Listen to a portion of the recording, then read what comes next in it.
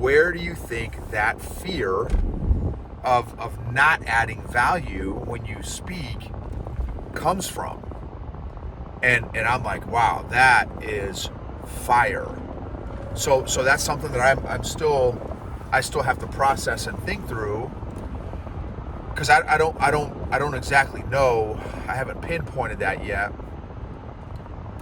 So that's something that I've really got to chew on, because that's where I just vomit. I just had this subconscious desire to vomit 100 concepts and hope that one sticks,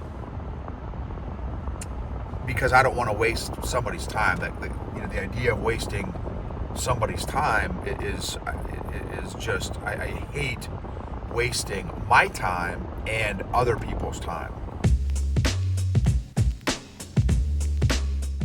Welcome to the EQ Gangster podcast, where you will learn practical tools to grow your mental and emotional health and intelligence to be the best version of yourself, both at work and at home. It is real, raw, and transformational. The journey of emotional growth isn't easy, but it's worth it. I believe in you.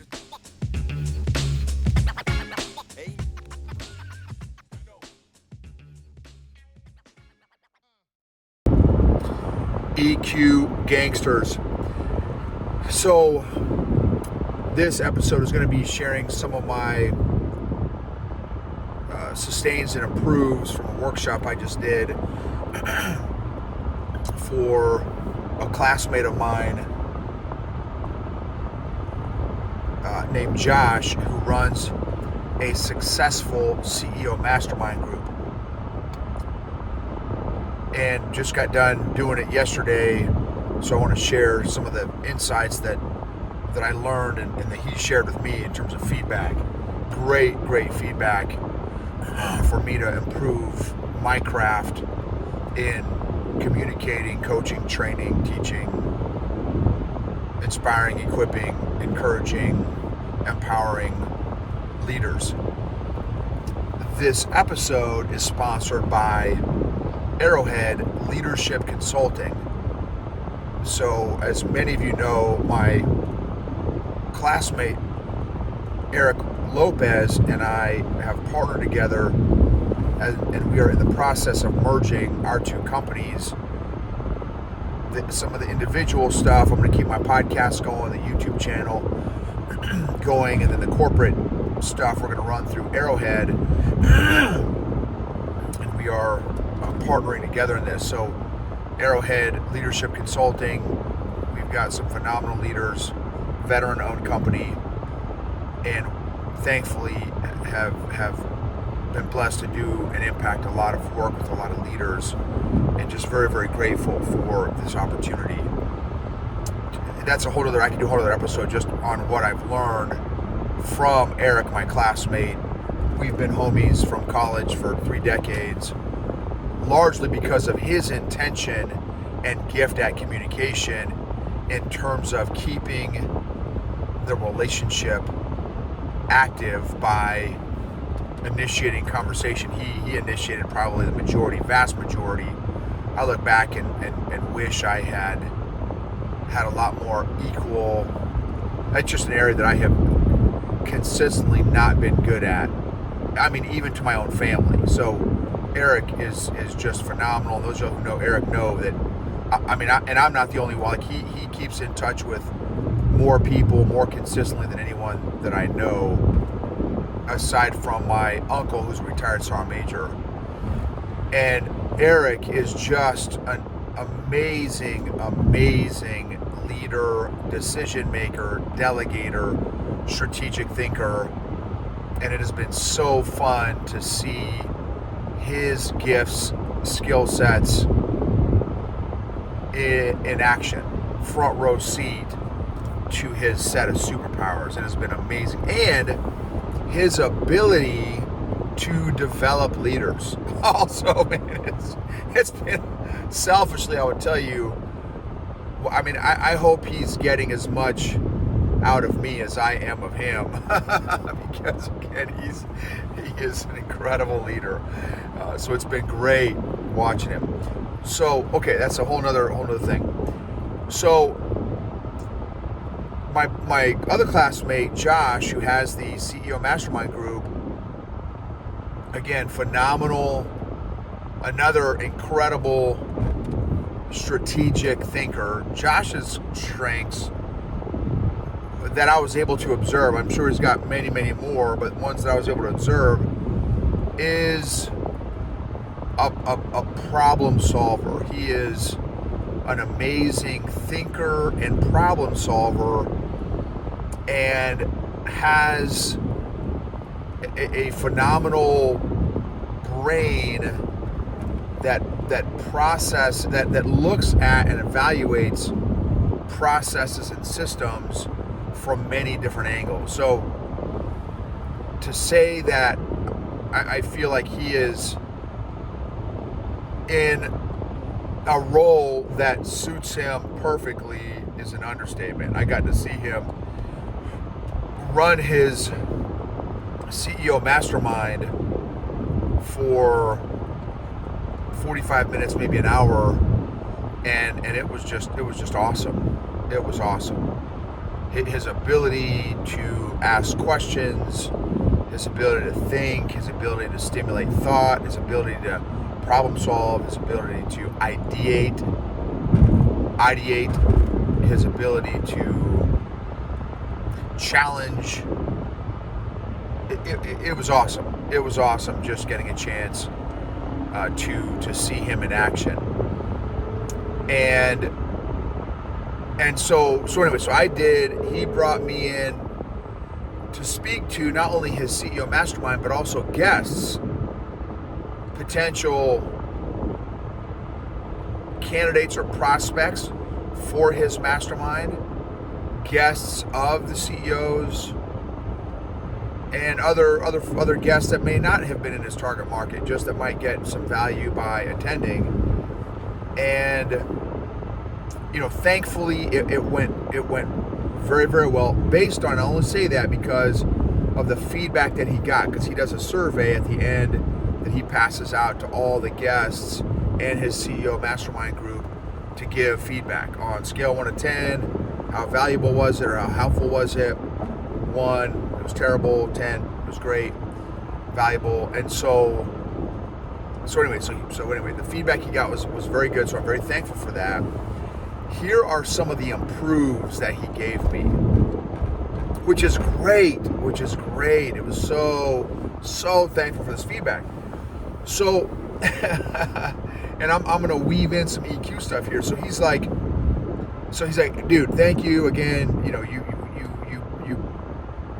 You did better on all the metrics that we track at, for him, for guest speakers. He's like, you blew them all out of the water. You did better in all the metrics, than kind of our expectations, or than in the past maybe that has happened before with other speakers and stuff. Again, humbled, thankful, grateful. He said, would you like some feedback on how to improve? And I'm, you guys know me, man. I freaking love the real raw feedback, which again, he is great at giving. I would argue is what he does for a living, is gives executives, CEOs feedback. He said, your 60 to 90 minute workshop that you gave to my audience was literally an 8-hour full day workshop. You had way too much content. And there's a particular piece of the content that I like to share often, and not just this workshop, but in almost every workshop, and that's my shoved concept, which I've said on the podcast a number of times, that we as leaders can and should do a more intentional job at making other leaders, and not just the leaders, but friends, family, children, spouses, feel seen, heard, understood, and valued. He said, Noble, just your shoved section, that by itself could have been the hour-and-a-half workshop. And for this particular workshop that I was giving, shoved was like the afterthought, because I just throw that in there. But he's right. I could literally build out an entire workshop just on on that concept of shoved, because I've got a solution that I talk about. Anyway, I did it as a 3-minute, 5-minute kind of afterthought based on a Q&A question that I got. But it's that, he's like, anyway, so that was great feedback, so great.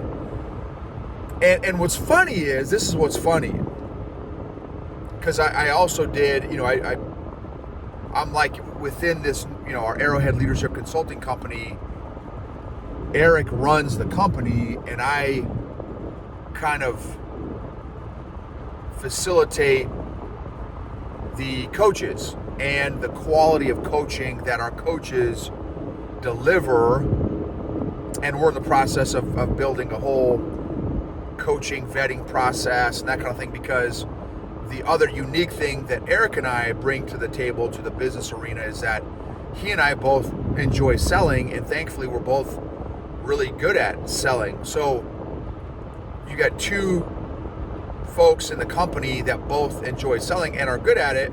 So we thankfully have got a lot of doors that are opening, and we just need to also make sure from my end that we are delivering a consistent, high quality product, i.e. coaching and consulting, that meets the needs, scratches the itches of the companies that we're doing business with. In a training that I just did to the Arrowhead coaches, literally one of my points is, be careful to do too much width and not enough depth. Literally, and here's what's ironic. It was literally the morning of my workshop. At 08, I told our coaching team, be careful to not give too many concepts, and that you balance the number of concepts with the depth of the concepts that you share. And then I said, and ask me how I know, because I have a tendency to do the former instead of the latter, to do the width instead of the breadth. And literally, y'all, 4 hours later, I absolutely violated the principle that I just got done telling our coaches to do.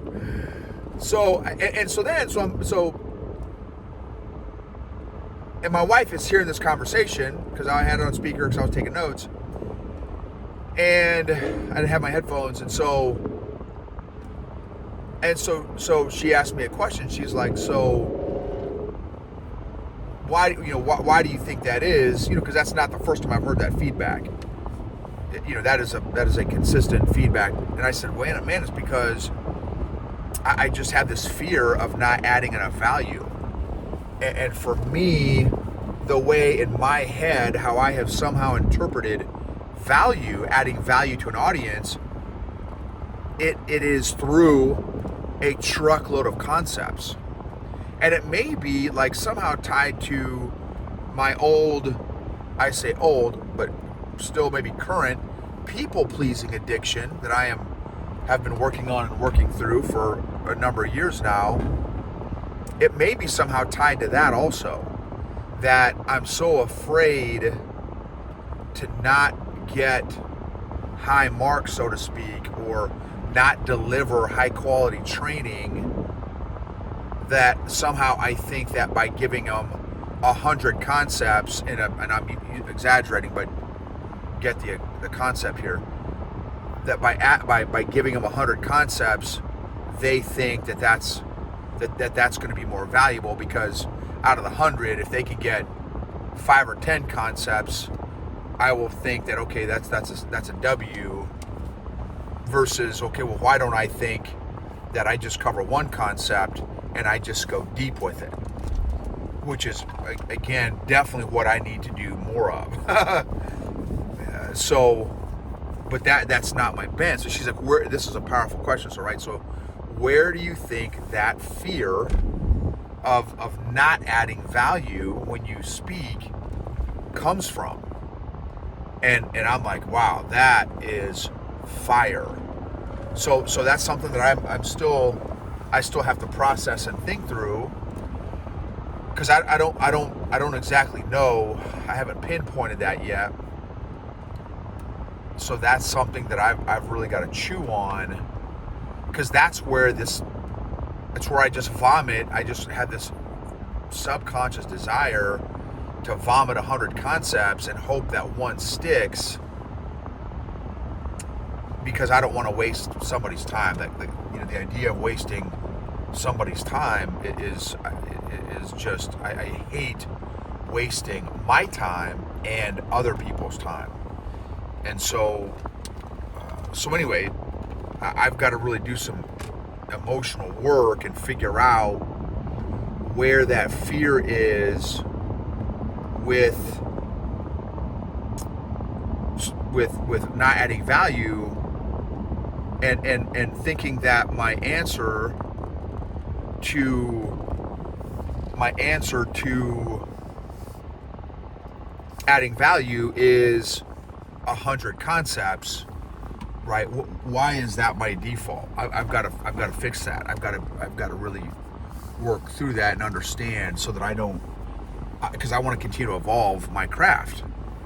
And because he's like, dude, like, it was overwhelming. He's like, your content, he's like, it was fire. All of it was great, but dude, you were nailing so many different concepts. We're trying to wrap our mind around concept number 7, and you're already on concept number 15, right? And so that's, and it was, again, excellent feedback. So he kind of is giving me a process so that I can kind of work through that and be more effective when I'm delivering content. So how about you? Do you have in your craft, are there areas of your craft that you are doing that you're not aware of, that might be due to some underlying driver or motivator that might not be coming from a healthy place? So anyway, and how can you fix that? How can you improve? How can you isolate that, increase the awareness around that, and then develop some left and right limits or parameters, so that you can learn how to more effectively manage some of that stuff in your life. So anyway, I'm at Mat Therapy Jiu-Jitsu, which I'm super stoked about, to get my head, heart, mind, body right. And already did my devos and stuff to get my spiritual life right. I say spiritual life right, to continue to work on my spiritual life, because I'm still working on that as well. So anyway, thank you for joining me along this journey. Super grateful for you all, and thank you for the insights and feedback that I've heard from many of you, both on some sustains and improves as well. So thank you guys.